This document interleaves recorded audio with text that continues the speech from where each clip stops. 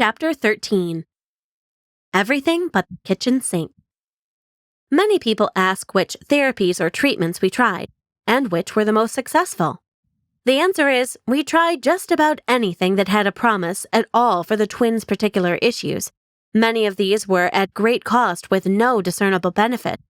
Here's what did work. 1. Gluten-free, casein-free diet. 2. Gemini videos. 3. Minimum 30 hours per week of live, play-based therapy. 4. Probiotics, Primal Defense or Thrive. 5. UCLA Program for the Education and Enrichment of Relational Skills, PEERS. 6. Respin A, a homeopathic topical treatment. 7. Magnetic E-resonance therapy, MERT, MERT, very expensive and doesn't work for everyone. 8. Neurofeedback. And in that order. We would never have been able to get anywhere with John if the diet hadn't brought him out of his fog. Live therapy would not have been able to teach him fast enough without Gemini. He wouldn't have been able to absorb the nutrients in his food without the probiotic. The neurofeedback brought him out of his daydream, though only slightly. The PEERS program taught him social skills as a teenager. Respin A increased his awareness of himself and his surroundings, similar to what we saw with the GFCF diet, sort of a second awakening. As far as live therapy, we tried Applied Behavior Analysis, ABA, Relational Development Intervention, RDI, Sunrise, Floor Time, Speech Therapy, ST, Occupational Therapy, OT, Physical Therapy, PT, and Domain Method. What we settled on was a synthesis of all of the above, which I would much later learn had been given an acronym all its own, PRT. This Pivotal Response Therapy is a fancy term for common sense in therapy. You engage the child in activities that he and she enjoys, and use those as opportunities for generalization or teaching.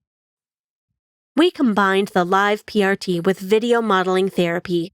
Classic PRT alone takes much longer to see results. Too long, in my opinion, as there are long pauses between learning opportunities. With our method, the teaching of new material was done through video during meals, so the PRT sessions were devoted to generalizations or practicing in real life what they were learning on the videos.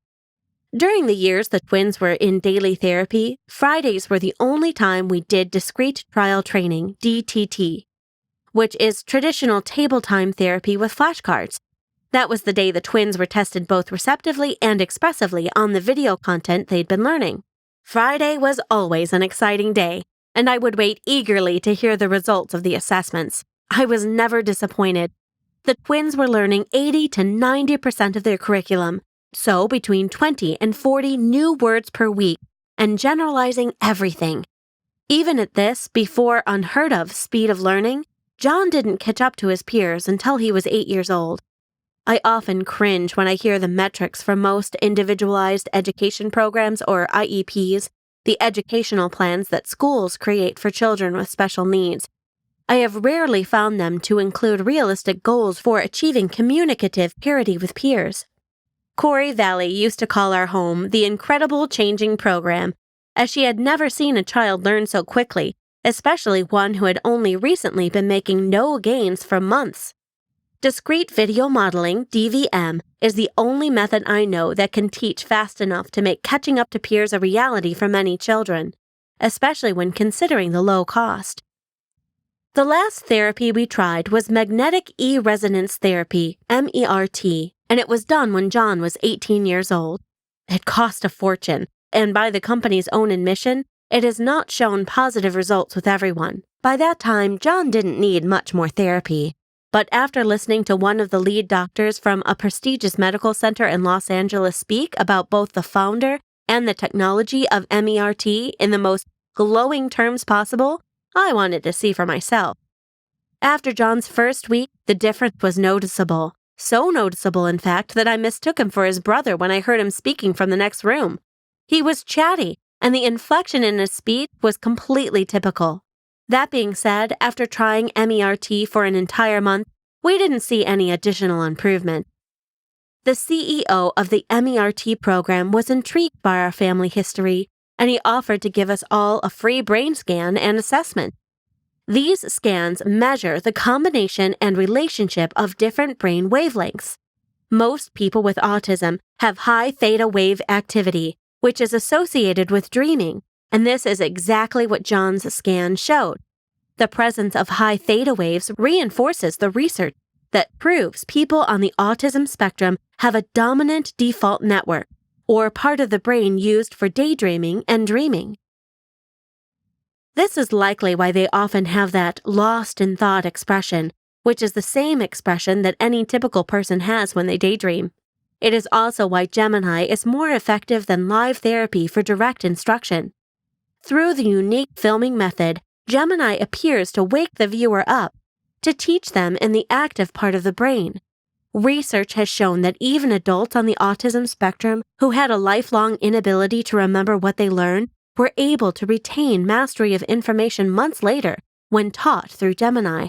Unlike theta waves, beta waves come into play when we are alert, paying attention, and engaged in a task. Alpha waves are predominant when we are relaxed and resting, and can synthesize the information we learned in beta. Alpha activity is associated with creativity and can reduce the risk of depression. An alpha state is what is created during meditation, for example. When my own brain scan was analyzed, the doctor found that I had an unusual brain pattern. In fact, among tens of thousands of scans, he had only seen one other instance. Most brain scans produce a visual graph that looks somewhat like a bell curve. Mine, on the other hand, had a double hump. Evidently, my brain produces two alpha peaks. It was almost as if I had two brains that could synthesize information on overtime.